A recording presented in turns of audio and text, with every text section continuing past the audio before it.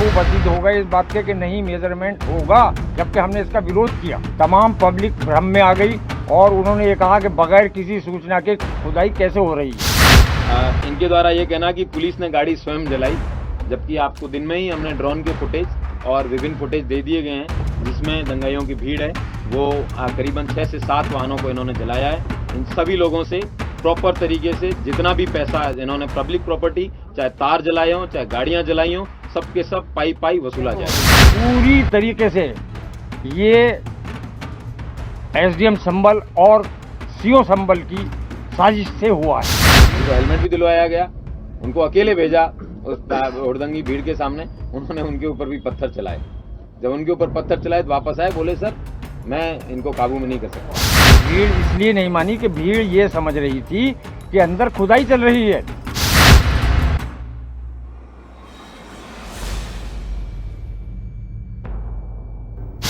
संभल SP के बयान के बाद मची खलबली, हड़बड़ा गए मौलाना, देने लगे बयान। संभल जामा मस्जिद चीफ ने बताया अधिकारियों ने करवाई हिंसा, वजू के पानी निकालने पर बड़ा हंगामा।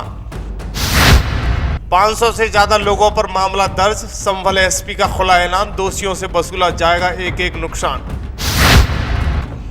अब चलेगा दोषियों पर बाबा की पुलिस का बुलडोजर, देना होगा पाई का हिसाब, हो गई पूरी तैयारी।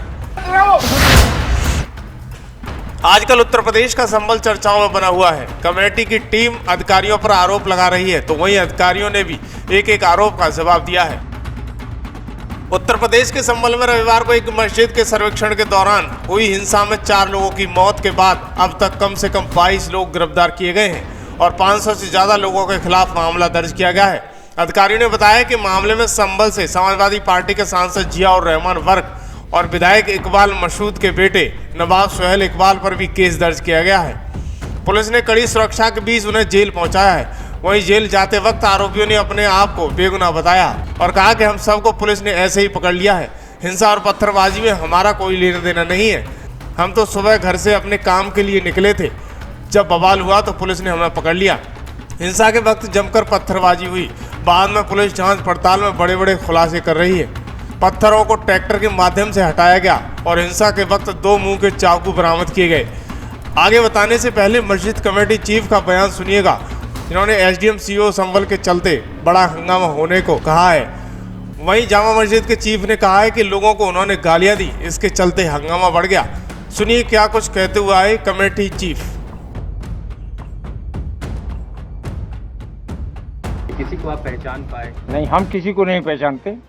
ये सिर्फ और सिर्फ, मैं फिर दोबारा बता रहा हूँ कि पानी छोड़ देने से हुआ है।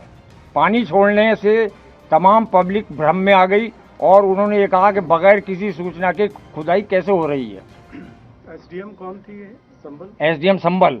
एसडीएम संभल ने जिद की वहां पर कि इसका पानी खाली कराया जाए, जबकि एसपी महोदय और डीएम महोदय ये कह रहे थे कि नहीं, डंडे से नाप लो।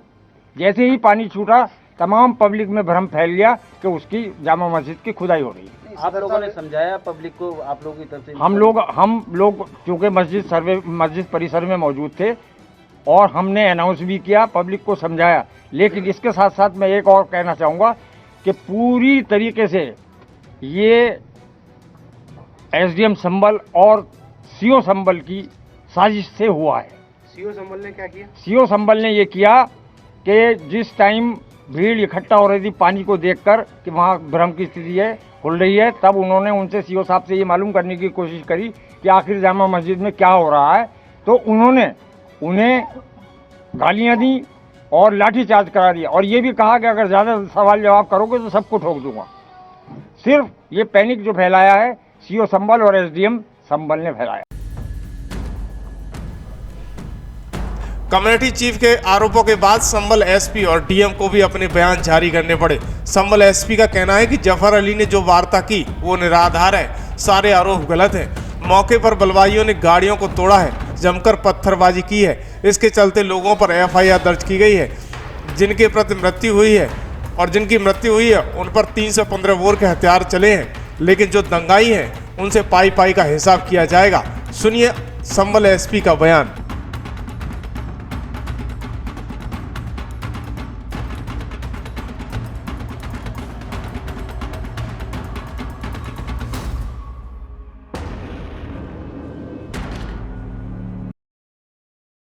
उसी बयान में जो अभी लाइव इन्होंने दिया, वो तीसरी बार उन्होंने बोला मुझे नहीं पता कि पुलिस कौन से हथियार चला रही थी। आप सोच के देखिए, कोई एक ही व्यक्ति एक ही पूरी लाइव के अंदर 3 तरह के स्टेटमेंट दे रहा है। जबकि हमने इसका विरोध किया। वकील साहब, कौन लोग थे? आप लोगों ने, जैसे हम लोगों से बात करें, जो लोग आए थे नकाब पहने हुए हैं, आखिर वो ये है, इन्होंने कहा कि वजू टैंक का पानी खाली हमें भी भ्रम में रखा गया। हमने वजू टैंक को नापना चाह रहे थे, जबकि वजू टैंक की केवल फोटोग्राफी और वीडियोग्राफी होनी थी, इसलिए वजू टैंक का पानी पुलिस ने खाली कराया गया। क्या प्रशासन ने पूरी तरीके से गुमराह किया।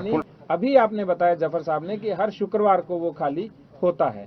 आगे जफर साहब ने बोला कि लोगों में यह भ्रम फैला कि मस्जिद में खुदाई हो रही है, जबकि किसी प्रकार का कोई भ्रम नहीं था। आप सोच के देखिए, खुदाई में मिट्टी निकलती है, खुदाई में पानी नहीं निकलता। और जो नाली वो बता रहे थे जिसमें लोगों ने देखा, उस नाली में पानी रेगुलर बहता है। ऐसा नहीं है कि जो नीचे की नाली है उसमें पानी एक ही दिन बहा था, जिस दिन वजू के टैंक का पानी निकला था, वो निरंतर बहता रहता है। इसके बाद इन्होंने वो हो गई कि वहाँ नाप तोल की गई, जबकि वहाँ किसी प्रकार की नाप तोल नहीं की गई। जब फोटोग्राफी वीडियोग्राफी करने वाले थे तो उन्होंने पुनः वजू के टैंक में पानी भर दिया, जिससे फोटोग्राफी वीडियोग्राफी केवल सूक्ष्म हुई, पूर्ण रूप से वो यानी उनको जितनी चाहिए थी उतनी हो गई, लेकिन वो चाहते थे थोड़ी और वीडियोग्राफी करें, लेकिन उसमें पुनः पानी भरने लग गया। इसके बाद उन्होंने कहा कि जितना भी जिलाधिकारी के द्वारा जो सर्वे की अनुमति दी गई थी वो गलत है, जबकि सर्वे की अनुमति मैंने दी ही नहीं। उन्होंने ये 3-4 बार बोला है उस पूरे बयानात के अंदर। आगे उन्होंने बोला कि हाँ, मैं रात भर जगा रहा क्योंकि मुझे तैयारी करनी थी और मेरे को किसी भी चीज के बारे में कोई पता नहीं था। आप सोच के देखिए, यदि आप रात भर जगे रहे तो क्यों जगे रहे थे जब आपको पता नहीं था? इन्होंने पहले बोला मुझे पता नहीं था और मुझे रात भर तैयारी करनी थी, तो दोनों बयान आपस में विरोधाभासी हैं। जब आपको 23 तारीख को शाम को सूचना मिल चुकी थी, इसीलिए आप पूरी रात जगे और आपने तैयारी की होगी। इसके बाद जो आगे की चीज है वो कप्तान साहब बताएंगे, और प्रश्न होंगे तो हम लेंगे। वधु का पानी कितनी देर के लिए खाली रहता है? एक बार ये पूरा हो जाएगा, पूरा हो जाएगा।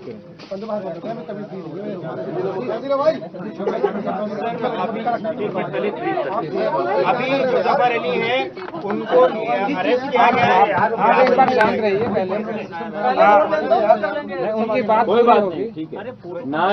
ना ही जफर अली को किसी ने अरेस्ट किया है, ना ही जफर अली को किसी ने हिरासत में लिया है। जफर अली ने जो अपनी वार्ता की, उस वार्ता के क्रम में उनके द्वारा जो विरोधाभास स्टेटमेंट दिए गए, उससे के बारे में जानकारी करने के लिए उनको बुलाया गया है और उसी के बारे में जानकारी की जा रही है। ना ही उनको अरेस्ट किया है, ना ही उनको हिरासत में लिया है, ना ही इस प्रकार की कोई ऐसी बात है। ठीक है, लेकिन वो एक पक्षकार हैं, उनको इस तरह घर से लाना के लिए, तो क्या इससे जो पूरे प्रोसेस है वो प्रभावित तो नहीं होगा? उनको फोन किया, फोन करके बुलाया है, आए हैं, वो अपनी इच्छा से आए हैं, उनको कोई उठा के थोड़े लेके आया। अब तक कितनी गिरफ्तारी हुई है सर पूरे? तो पहले ये जो इन्होंने एक बहुत ही भ्रामक बात बोली है कि उन्होंने कहा कि मैंने स्वयं सुना है कि जिलाधिकारी, पुलिस कप्तान और डीआईजी ने गोली चलाने के लिए आपस में डिस्कस किया था। पहली बात, डीआईजी महोदय यहाँ पे 11:15 से 11 बजे के बीच आए थे। मैं वहाँ पे 10 बजे से डटा हुआ था। डीएम साहब सर्वे ऊपर पूर्ण करा रहे थे, इनके साथ एडिशनल एसपी साहब, सीओ साहब लोग थे। किसी भी परिस्थिति के अंदर तीनों लोगों के, मैं एडीएम साहब के साथ घूम रहा था, हम कहीं भी किसी परिस्थिति में साथ में थे ही नहीं। तो इनके द्वारा ये इस तरीके की बात बताना कि मैंने 3 लोगों को एक स्कीम बनाते हुए सुना है और उसके बाद में, और अगर यहाँ होते तो मैं बताता। स्वयं को मैंने कहा कि आप जब 11 बजे आप नीचे आए हैं, वो अकेले आए थे, तब भी कोई नहीं था। उनको मैंने बोला कि आपकी बात अगर लोग सुनते हैं तो आप मेरे साथ चलिए, और भीड़ से एक बार मैंने अनुरोध कर लिया, मेरी नहीं मान रहे, हो सकता है आपकी मान सकते हैं। तो उन्होंने बोला सर मुझे पत्थर से डर लग रहा है, मुझे हेलमेट चाहिए। मैंने कहा हेलमेट भी दिलवाते हैं। उनको हेलमेट भी दिलवाया गया, उनको अकेले भेजा उस हुड़दंगी भीड़ के सामने। उन्होंने उनके ऊपर भी पत्थर चलाए। जब उनके ऊपर पत्थर चलाए तो वापस आए, बोले सर मैं इनको काबू में नहीं कर सकता। तो उसके बाद में वो तुरंत ऊपर वापस चले गए अपनी मस्जिद की तरफ, अपने घर की तरफ। तो उनके द्वारा ये इस तरीके की बात बता देना इसमें एक चीज़ और मैं ऐड ऑन करूंगा। लगभग 10:15 साढ़े 10 के बीच जब भीड़ अनकंट्रोल हो रही थी और एक्सटेंड हो रही थी, तब मैंने और कप्तान साहब ने ये निश्चय किया था कि जब डीआईजी सर आ चुके हैं 10:30 पौने 11, तब मैं डीआईजी सर के साथ रहूंगा और इनको एडीएम साथ, ताकि एक मजिस्ट्रेट साथ रहें। ये लोग एकता चौकी वाली गली की ओर निकल गए और हम जो एक रात की मस्जिद वाली रोड है उसके ऊपर हमने एरिया एक तरह से एरिया को पुनः अपने कब्जे में लिया, जो पहले जो बलवा कर रहे थे उन लोगों के कब्जे। जफर अली ने एक रुक और जाइए। आरोप अभी बीच में मैं आरोप पढ़ रहा हूँ ना भाई, आप हम सारे आरोप पढ़ रहे हैं भाई, इतनी जल्दी क्यों आप? बाद में इन्होंने ये भी बताया है कि जनता के द्वारा कोई पत्थर जो है वो नहीं चलाया गया है, और जबकि सर्वे का पूर्ण होने के बाद खुद हेलमेट पहन के गए हैं, तो इसमें मैं फिर क्या ही इसमें डिफेंस दे सकता हूँ। हमने फुटेज भी जारी की है किस तरह से जो बलवाई थे उन्होंने कार को तोड़ा। इन्होंने बोला कि पुलिस ने गाड़ियों को तोड़ा है, तो पुलिस वाले पुलिस की गाड़ियों को तोड़ रहे हैं, वो भी मात्र 3 ही गाड़ी है वहाँ खड़ी है, बाकी जनता की गाड़ी है, उनको किसी ने हाथ नहीं लगाया है। तो स्वयं के डिस्ट्रक्शन के लिए ही, जैसा जफर साहब ने बताया है, इससे ज्यादा मतलब एक पॉलिटिकली मोटिवेटेड, सेल्फ मोटिवेटेड एक कंस्पिरेसी का एक स्वयं को पार्ट एक तरीके से स्वयं वो बना रहे हैं। हम उनको नहीं कह रहे हैं, वो स्वयं अपने आप, अगर उनको इतने डाउट थे, क्वेश्चंस थे, it should have come yesterday only. कल ही उनको आके अपना डाउट हुआ, प्रॉब्लम हुई, जब इश्यू हुआ उसके बाद में आके बताते कि मेरे साथ इतनी प्रॉब्लम्स हुई हैं, या फिर जब उनको सर्वे के लिए बताया तब भी मीडिया थी। मीडिया हर समय अपना स्टेटमेंट वो कभी भी दे सकते थे, लेकिन उन्होंने कब नहीं चूज किया। लेकिन आज जब कुछ लोगों के ऊपर FIR हुई है, अब जब उनको लग रहा है कि मेरी इमेज है वो खराब हो रही है, तो मैं आके पुलिस के सामने पुलिस के खिलाफ या प्रशासन के खिलाफ बयान दूं, उससे मेरी इमेज ठीक हो जाएगी, उससे इमेज ठीक नहीं हो सकती है। उनके द्वारा ये कहना है कि पुलिस के हाथ में देसी कट्टे थे जबकि ये भ्रामक ही नहीं है। हम लोगों के पास अपनी TSM टीयर स्मोक म्यूनिशन बिल्कुल थे, पंप एक्शन गन थी हमारे पास जो SRP के जो RRF है उनके जो असले हैं, उनके जो असले होते हैं वो थे। लेकिन जो इनकी तरह बताया कि देसी कट्टे थे, हम पुलिस, एक यूपी पुलिस बहुत ही प्रोफेशनल फोर्स है। It is one of the largest police force of the world, it is the largest police force of the world, and I am very proud to be part of it. और इस तरीके के भ्रामक बयान पे, जिसमें ये जहाँ पे दंगाइयों को सपोर्ट करने का जो स्टेटमेंट दे रहे हैं कि पुलिस ने, क्योंकि जब ये पता चल गया, ये प्रूफ हो गया ऑलमोस्ट कि जो लोग जिनकी डेथ हुई है वो 315 बोर या इस अन्य प्रकार के MM के बोर के या बुलेट से हुई है, तब ये बता रहे हैं कि पुलिस वालों के पास कट्टे आ गए हैं। मतलब किसी भी तरीके से कि पुलिस को उसका पार्ट बनाया जाए कंस्पिरेसी का, उसके लिए भरपूर प्रयास इनके द्वारा किए गए हैं। इनके द्वारा ये भी बताया गया है कि अच्छा, पोस्टमार्टम में भी एक चीज़ क्लियर करना जरूरी है। वैसे पोस्टमार्टम की कॉपी जो है, जो जिनके बच्चे या जिनके लोगों की परिजनों को है, वो उपलब्ध करा दी जाएगी, उसकी जो सत्यापित कॉपी है, जो कि एक लीगल प्रोसीजर है, होना चाहिए। लेकिन ये किसी भी ऐसे समय पे दंगाई और पुलिस 100 से 150 मीटर की कम दूरी पे कभी भी कहीं पे नहीं थे। वो सारे के सारे वहाँ पे टाइम्स नाउ के भी लोग थे, और भी कई तमाम प्रकार के टीवी चैनल थे, वो सब लाइव कवरेज उसको देख रहे थे। तो ये बताना कि पुलिस द्वारा एकदम क्लोज रेंज में खड़े होके या उनको मारना, या फिर तमंचे से 100 मीटर दूरी पे फायर कर देना, ये अपने आप में सवाल उठाता है इस तरीके की चीजें।